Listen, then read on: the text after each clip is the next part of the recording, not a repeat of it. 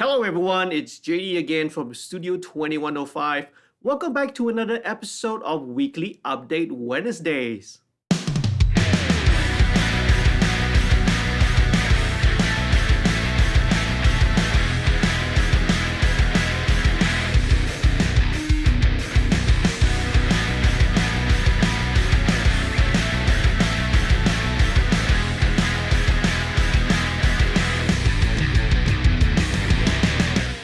As usually, warm welcome to all the viewers to this channel.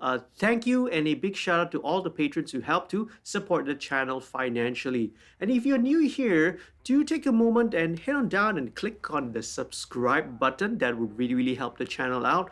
Don't forget also to click on the notification bell so that you'll be updated every time I put out a new video.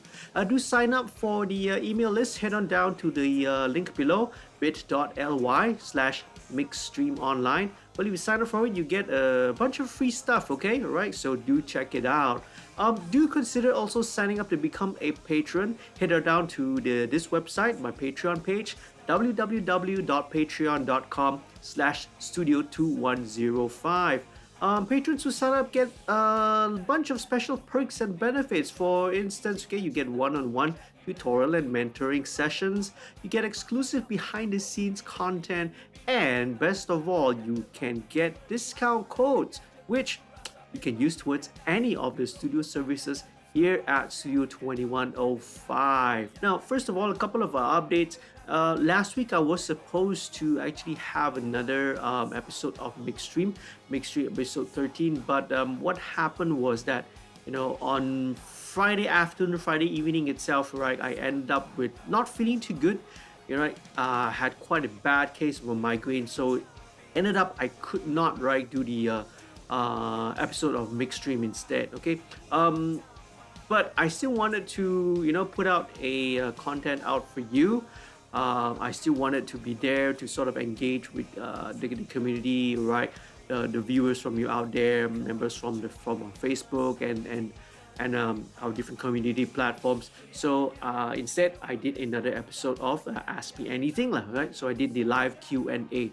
Okay, so hopefully this week I'll be able to go back to the usual schedule of doing the mix streams. Okay, right? I was supposed to do a mix stream for Dedek's brand new single, Mine Mine. But it's hard to say yet because this Friday I might be doing another sort of a live stream session for a client, right? A client might want to book the studio for a session. So maybe I'll do it after, depending on what time it finishes. If it's a little bit too late, then probably we don't. If it's taking too much time, then probably I won't do it. Or maybe I'll do it on Saturday. Again, it depends, right? We'll see how it goes. What do you guys think, man? I mean, would you think that moving the mix stream to another day would be something a little bit more doable? Would you want to do that? Do you have another day in the week, right, which you find would be better if I move the mix streams, right, instead of a Friday night? Do let me know, okay, in the comments below. All right, so now without further ado, let's head on down to this week's question. And yeah, and so happens that this week's question has got to do with live streaming performances. So here we go. I want to live stream my band's performance using an analog mixer to get multiple channels into my audio interface, which only has two inputs. Do I adjust the gain on the audio interface or from the mixer? All right, this week's question is very relevant because sadly, in the situation of COVID-19 and this global pandemic, we can't have any gigs, we can't have any concerts, festivals, a lot of outdoor and live events, right? All of that has kind of been shut down. And a lot of bands, a lot of artists have to resort to doing live stream performances, right, from home. Now, the short answer, okay, to the question is that number one, you keep your gain at your audio interface at the lowest level. Turn it down all the way to the minimum, okay? And you should only be adjusting the gain of the individual inputs, right, on the mixer itself. Now, there's a reason that you want to do that. This allows you to obtain the best possible signal to noise ratio and giving you the kind of the optimum, the nominal signal levels throughout the entire chain. Okay, so doing this, right, in turn will give you, well, the best audio quality, right? It's clean and, right, full of dynamic range.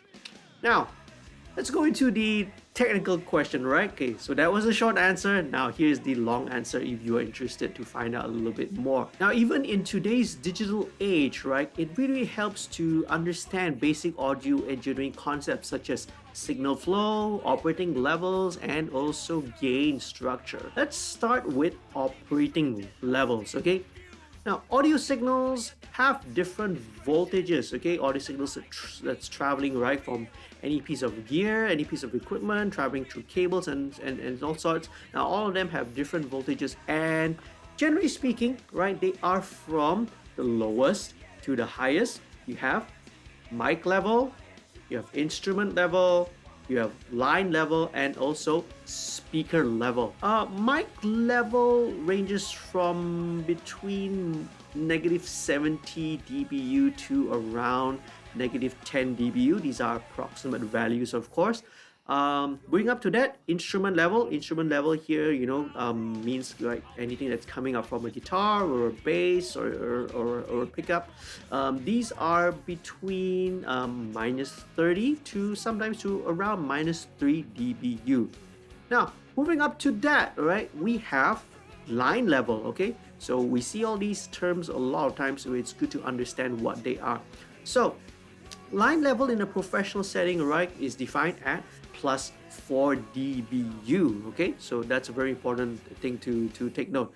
Okay, some consumer equipment, all right, for line level, for consumer stuff, it's rated at -10 dBV, okay? So consumer stuff is generally at a slightly lower level. There's a different, right? Professional level is plus 4.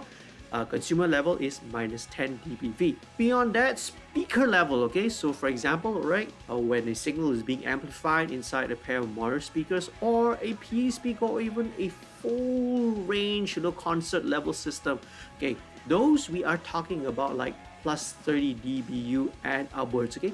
But we are obviously not going to cover that because that's kind of outside the topic, right, the scope of this week's question. Okay, I'm going to get a little bit technical here, but bear with me, okay? This is pretty important, right? I'm gonna explain and gonna describe a couple of terms, okay, which is useful for you to know. Okay, first thing, dynamic range. Okay, we hear this all the time, especially when we look at gear, when we look at audio interfaces, we look at microphones, we look at all these gear specifications. It always mentions the word dynamic range. But what is dynamic range? Okay, so dynamic range is defined, okay, as the spread, the range between the highest and the lowest signal levels that can be effectively accommodated by that piece of equipment, okay? So the spread between the highest and the lowest signal level.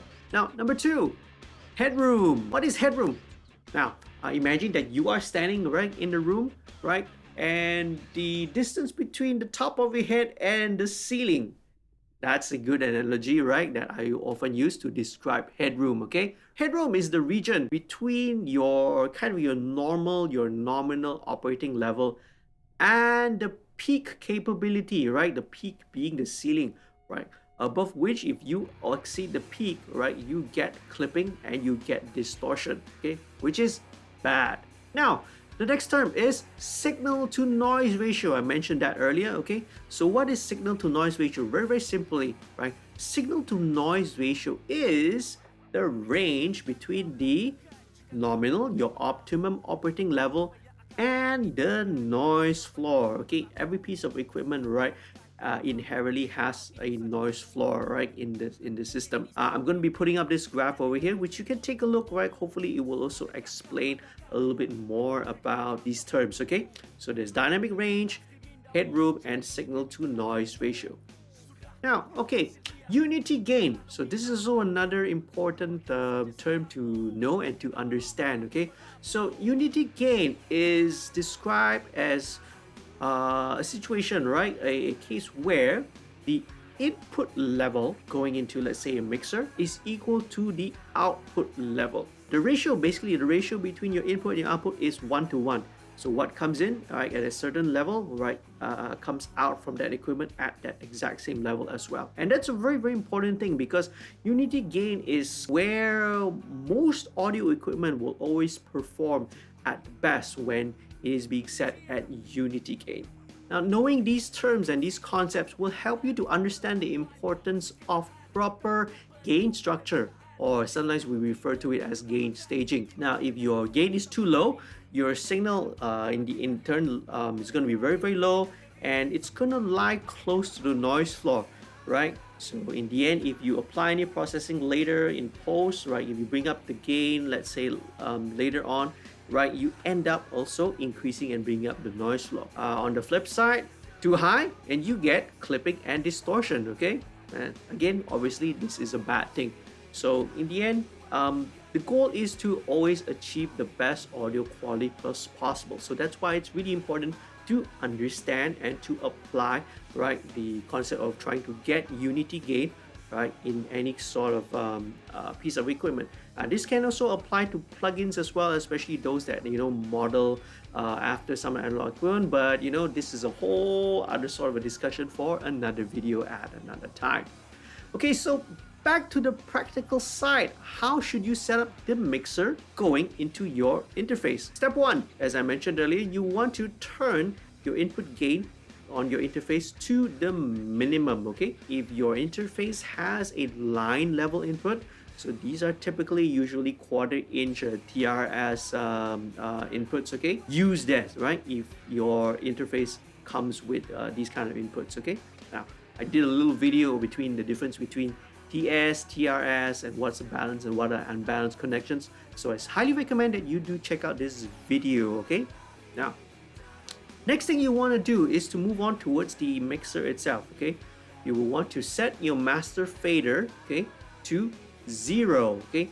Make sure that your master fader is at 0, okay? This is very, very important. Moving on, so let's move on to the individual channels on the mixer itself, okay? Now, some mixers will be equipped with a solo or a PFL button, okay? PFL here stands for pre-fade listen. So what the PFL or solo button does is that not only does it kind of just solo the channel, it also switches the meter, right? So that your meter will measure your input. With this PFL solo button depressed, okay, you want to adjust your input gain knob on the channel so that the signal will average around the 0 level, okay? Usually this is all within the high regions of the green zone, right? So if your mixer has got a LED meter or something like that, okay, this is usually right at the top of the green.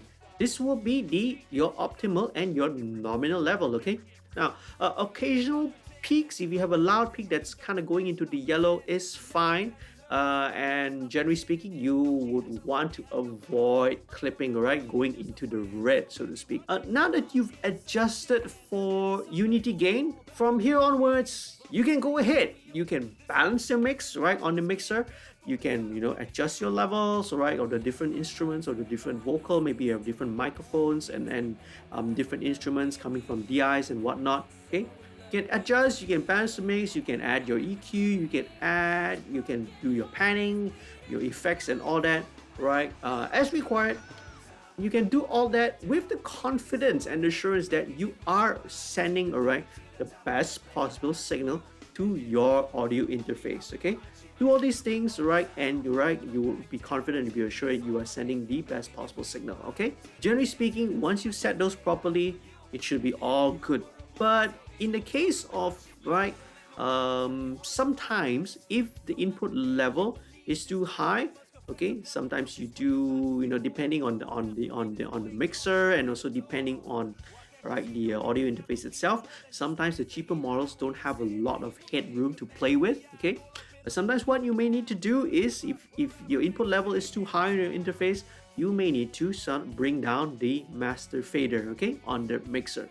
Now, alternatively, if there is a pad switch right on your audio interface, you may want to engage that. So hopefully this little short guide, and a little short explanation of all these audio concepts related to gain structure, gain staging, and also operating levels will help you obtain the best result for your live stream. Okay, all the best and good luck for it. All right, time to wrap up the video. Okay, thank you so much for watching.